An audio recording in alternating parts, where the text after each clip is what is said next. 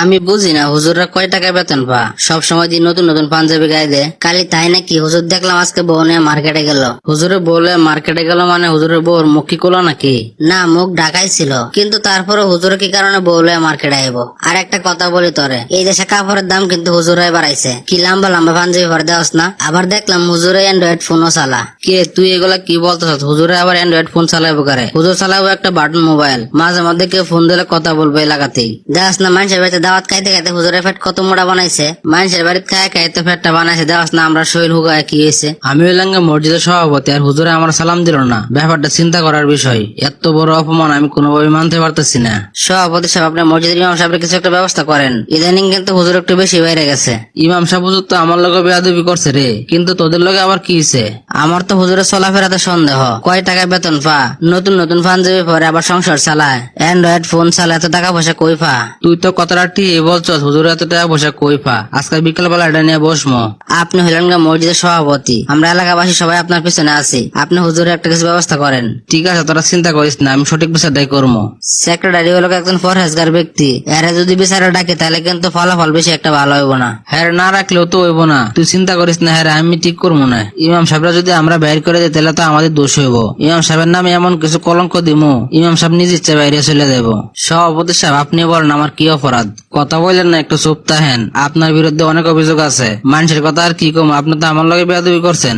আমি তো আপনার সাথে এমন কোনো আচরণ করি না, আমার জানা মতে আপনি কষ্ট পাইবেন। সকালে আপনার লগে দেখা হইলো, আমি হলাম একটা মসজিদ কমিটির সভাপতি, আপনি আমার সালাম দিলেন না। আমার বউ অসুস্থ, এই কথা শুনে আমি তাড়াতাড়ি করে চলে গেছি, আপনার আমি খেয়াল করি নাই। অভিযোগ তো মাত্র একটা দিছি, আরো অনেক অভিযোগ আছে আপনার নামে। আর কি অভিযোগ আছে? কিরে তোদের কি কি অভিযোগ আছে কমিটির সামনে বল। আমার কথা হলো হুজুর কয় টাকা বেতন পা, নতুন নতুন পাঞ্জাবি পরে আবার ফ্যামিলি চালায়। শুধু তাই নয়, কালকে দেখলাম হুজুরের বউ নিয়ে মার্কেটে গেল। আবার হুজুরে অ্যান্ড্রয়েড ফোন চালা। হুজুর অ্যান্ড্রয়েড ফোন চালাবো কে? হুজুর চালাবো একটা বাটন মোবাইল। আবার হুজুরে আল্লাহর রাস্তায় মানুষের বাড়িতে খাইতে খাইতে ফ্যাট একটা বানাইছে। ফ্যাট তো নয় যেন একটা গোডাউন। আবার দেখলাম হুজুর একদিনকে জোরে জোরে হাঁটতেছে, আবার দেখলাম একদিন আস্তে আস্তে হাঁটতেছে। এগুলার জবাব দিতে হইব। সভাপতি সাহেব, ইমাম সাহেব তো কইছে ওনার বউ অসুস্থ, তাই শুনে তাড়াতাড়ি করে গেছে, আপনার খেয়াল করে নাই। তাছাড়া হুজুর কি কারণে আপনার প্রত্যেকদিন সালাম দেবো আগে আগে? আপনিও তো পারেন একদিন আগে আগে সালাম দিতে। আমি কি কারণে আগে সালাম দেবো? আমি হলাম মসজিদের সভাপতি। রাখেন মে আপনার সভাপতি। আপনি যদি হুজুরদেরকে সম্মান করতে নাই পারেন তাহলে আপনার সভাপতি হওয়ার যোগ্যতাই নাই। আর তোমাদের অভিযোগ হুজুর নতুন নতুন জামা পরে, টাকা পয়সা কই পা? আচ্ছা সভাপতি সাহেব, আপনি বলেন তো দিয়ে হুজুরে আমরা কয় টাকা বেতন দেই? কত? আর 6,500 টাকা দেই আর কি। আচ্ছা তোমরা কি কেউ শুনছো হুজুরের কাছ থেকে টাকা পয়সা পাবা? হুজুর কেউ টাকা পয়সা মেরে দিছে?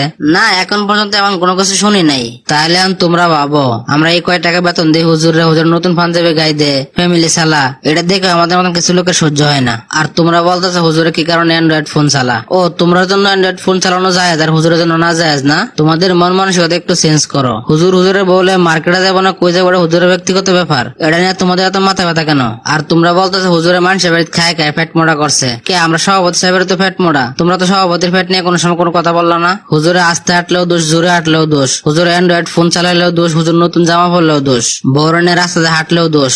একটা মানুষের এত পরিমাণ দোষ ধরলে কি সে সমাজে বসবাস করতে পারবে?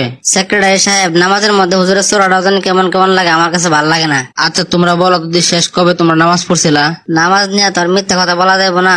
আমি গত 3 শুক্রবার আগে নামাজ পড়ছিলাম, তারপর আর পড়ি নাই। নিজেরাই ঠিক মতন শুক্রবারের নামাজটা পড়ো না, আবার তোমরা এসে হুজুরের ভুল ধরতে। তোমরা যে কোন ধরনের মুসল্লি এটা মানুষে বুঝে। অন্যজনের পিছনে লাগিয়ে না থাকে নিজেরা নিয়ে একটু ভাবো, তাহলে নিজের জীবনে কিছু উপকৃত হবা। এই পর্যন্ত হুজুরের নামে যে করা অভিযোগ করছো তোমরা সবাই মিললে, তার মধ্যে একটা তো হুজুরের কোনো দোষ নাই। তোমরা সবাই আগে নিজেদের মন মানসিকতা পরিবর্তন করো এবং নিজেদেরকে পরিবর্তন করো। আপনি আসলে ঠিক কথাই কইছেন, আমরা নিজেদেরকে নিয়ে একটুও ভাবি না, সবসময় পড়াতে অন্যদেরকে নিয়ে। আপনার মতো পরহেজগার ভালো প্রতিটি মসজিদ কমিটিতে থাকা দরকার। আপনার মতন একজন সৎ ব্যক্তি যদি মসজিদ কমিটিতে না থাকতেন আজকে, তাহলে আর আজকে আমাকে মিথ্যা অপবাদ দিয়ে বাইর করে দিত। আমাদের সমাজে এমন বহু লোক আছে কোনো কারণ ছাড়াই হুজুরের পিছনে লাগিয়ে থাকে। ভিডিওটা যদি ভালো লাগে থাকে অবশ্যই লাইক, কমেন্ট, শেয়ার করে যাবেন। ধন্যবাদ সবাইকে।